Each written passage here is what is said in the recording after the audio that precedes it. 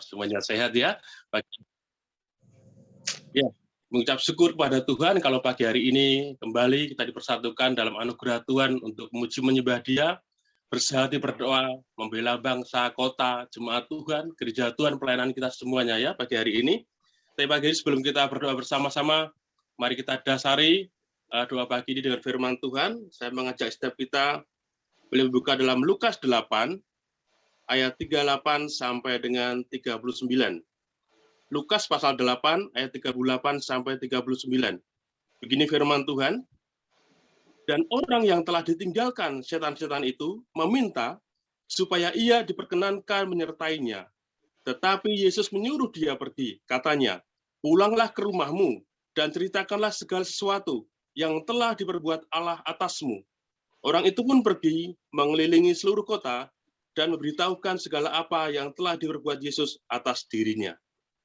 Ya, Bapak terkasih, saya percaya Anda semua tahu cerita ini, perikop ini ya. Yesus menyembuhkan seorang laki-laki yang dirasuk banyak setan sampai menjadi gila luar biasa di kota Gerasa. Ya, dari ayat ini, dari kisah ini, kita bisa belajar tentang semangat bersaksi. Ya, bagaimana orang gila ini disembuhkan oleh Tuhan secara luar biasa, dan ketika dia sudah sembuh, sudah waras, sudah pulih, mau mengikuti Yesus, mengikuti pelayanan kemanapun Yesus berada. Tapi Yesus bilang, pulanglah. Ceritakan apa yang sedang kau alami, apa yang sudah Allah perbuat bagimu. Jadi orang gila ini sudah sembuh, dia semangat. Dia semangat untuk bersaksi. Dia pulang ke kotanya. Dia menceritakan, bahkan dikatakan tadi, dia berjalan berkeliling seluruh kota, memberitahukan apa yang sudah Allah perbuat dalam dirinya. Wow, hal seperti ini harus kita jaga dalam gereja Tuhan, bagi diri kita sendiri maupun jemaat Tuhan. Kalau hari-hari ini ya selama pandemi ini, mungkin jarang kita melihat ada kesaksian di gereja, karena ibadah kita online gitu ya. Waktunya terbatas sehingga ruang kesaksian jarang kita lihat untuk menceritakan bagaimana bekerja dalam kehidupan jemaat Tuhan.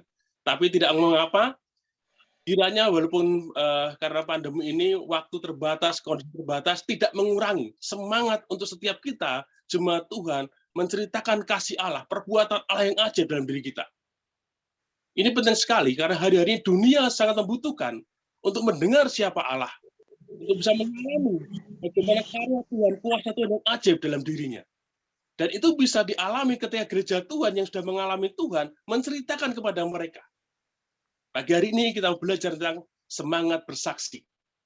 Ya, dari kisah ini kita akan belajar beberapa hal, bagaimana mengobarkan semangat bersaksi ini terus ada dalam diri kita, maupun jemaat Tuhan yang kita layani dimanapun kita berada.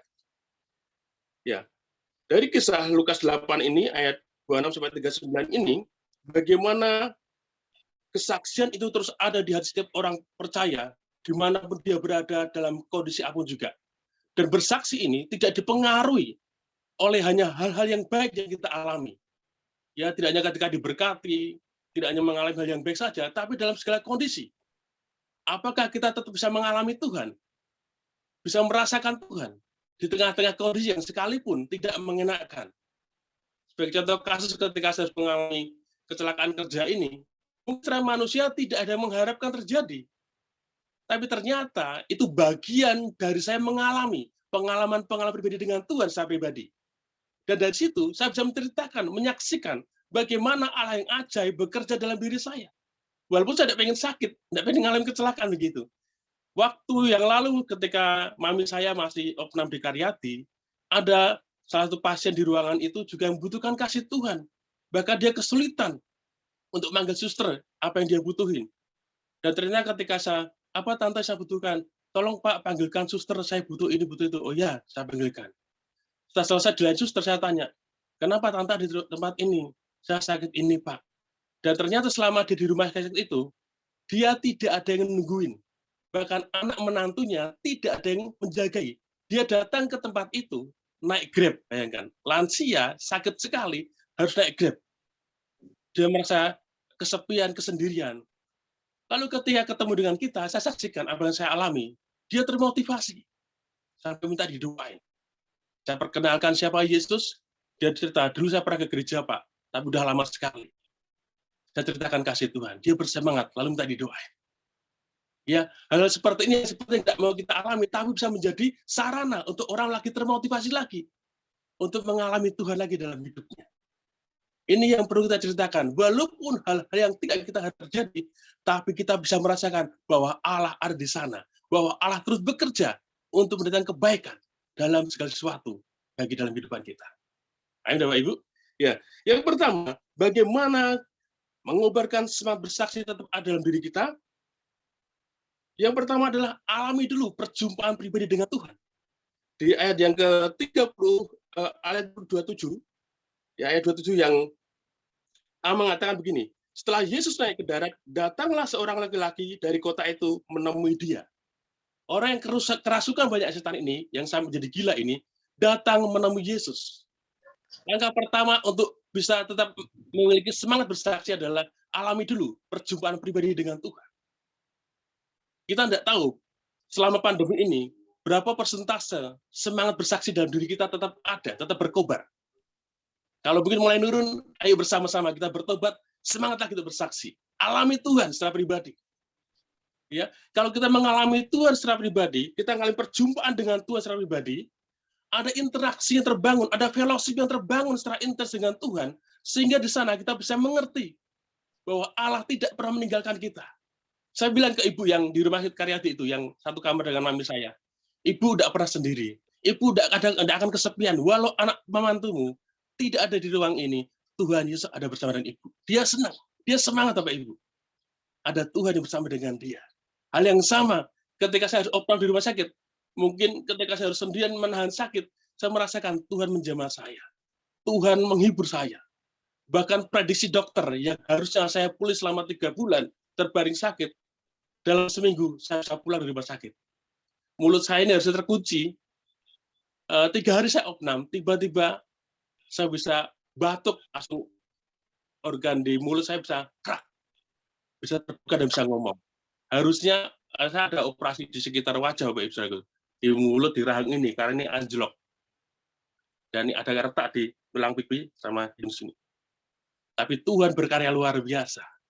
Walaupun keadaan yang tidak kita harapkan terjadi, Tuhan tetap ada bersama dengan kita. Itu langkah pertama. Alami dulu perjumpaan dengan Tuhan. Setelah itu, pasti Tuhan akan kita mengalami pengalaman pribadi dengan Dia. Ketika fellowship terjalin dengan Tuhan, interaksi bagus kita dengan Tuhan, kita mengalami. Tuhan mengajak kita ke step berikutnya, mengalami pengalaman pribadi dengan Dia. Perbuatan Dia yang ajaib. Yang saya alami ini, percepatan kesembuhan, percepatan pemulihan yang luar biasa. Waktu 2 minggu yang lalu saya kontrol yang pertama, dokter bilang, wah cepat sekali Pak pemulihannya. Ditambah obat apa? Enggak dok, saya seperti prosedur rumah sakit. Saya minum yang dokter kasih obatnya, saya terapi pelan-pelan, saya makan seperti yang seharusnya saya makan, dan berdoa. Dokter bilang, wow ini percepat sekali Pak. Hal yang sama. Kita percaya kalau kita mengalami perjumpaan dengan Tuhan, lalu kita ada pengalaman berbeda dengan Tuhan, maka itulah yang menjadi dasar atau bahan untuk kita bisa menceritakan bagaimana Allah nyata, bagaimana Allah hidup dalam kehidupan kita sebagai orang percayanya. Sehingga orang-orang di luar sana yang butuh kasih Allah bisa mengalami Tuhan lewat hidup kita, lewat apa yang kita ceritakan. Itulah yang kedua. Setelah alami perjumpaan dengan Tuhan, alami pengalaman dengan Tuhan. Lalu yang ketiga, tetap konsisten bersaksi. Yang artinya apa? Bersaksi tidak dipengaruhi dengan kondisi yang baik-baik saja. Tidak hanya ketika menerima berkat-berkat saja, tapi justru dalam segala sesuatu. Karena bukan berkatnya, bukan mujizatnya, itu saja yang kita alami, yang kita mau ceritakan, tapi sumber mujizatnya, sumber berkatnya itu Allah sendiri yang harus terceritakan, yang harus dialami oleh orang-orang yang membutuhkan Tuhan di luar sana. Ya, mereka boleh menerima Kristus, mereka boleh mengalami Kristus seperti yang kita alami. Tidak hanya menerima berkatnya, tidak hanya menerima mujizatnya, tapi juga menerima sumbernya, yaitu Allah sendiri. Sehingga tidak ada alasan untuk orang itu tidak mengalami Tuhan. Bahkan mereka bisa menjadi milik Tuhan bersama dengan kita, menjadi bilangan orang-orang yang terselamatkan di dalam nama Tuhan Yesus. Ya. 3 hal ini yang ingin saya sampaikan pagi hari ini, supaya kita semakin mengerti, berkobar semangat bersaksinya, Walaupun pandemi ini hari ini, kemarin saya lihat di Instagram DKK, Dinas Kesehatan Kota, mulai naik Kota Semarang ini. Tapi jangan sampai kita khawatir, cemas, justru ada kesempatan. Kita menyaksikan kepada mereka, ada solusi yang terbaik, ada Allah yang hidup, yang sanggup memproteksi, yang sanggup menyembuhkan kalau sampai terpapar COVID lagi. Tuhan sanggup pulihkan, Tuhan sanggup menyembuhkan, bahkan sanggup memproteksi keadaan kita, walaupun di tengah-tengah pandemi. Bahkan sanggup memulihkan usaha kita, pekerjaan kita, studi anak-anak kita, hal-hal yang kita butuhkan, Tuhan sanggup. Sehingga ini menjadi bahan yang bisa terceritakan. Injil keselamatan sampai kepada mereka. Allah sendiri sebagai pribadi sampai kepada mereka. Sehingga akhirnya mereka memutuskan untuk menjadi milik Tuhan bersama dengan kita sebagai orang-orang yang dikasihinya sampai selama-lamanya. Amin. Mari berterkasih, saya mengasihi setiap kita, siapapun kita hari ini, pastikan diri kita mulai hari ini terus mengobarkan semangat bersaksi, semangat menceritakan kasih Allah, menceritakan firman Tuhan, Injil keselamatan Tuhan kepada banyak orang dimanapun kita berada. Di kantor kita mungkin, di kampus sekolah kita mungkin, di masyarakat, di kampung di mana kita tinggal. Kita cerita kepada mereka. Supaya orang-orang kita kenal selama ini, mereka nggak terhilang. Justru mereka menjadi kawanan domba yang satu kandang dengan kita. Kalau dulunya mereka kawanan domba lain di luar sana yang belum tergembalakan, tapi setelah bertemu dengan kita, bertemu dengan Tuhan dan kesaksian kita, mereka di satu kawanan domba dengan kita. Di mana Tuhan tempatkan kita dalam melayani kita. Di dalam kota Semarang ini, di luar kota maupun di luar daerah, kita bisa menjangkau banyak orang hari ini. Supaya Tuhan dipermuliakan, dan banyak orang diberkati melalui apa yang kita saksikan kepada mereka tentang Tuhan. Amin. Mari kita berdoa.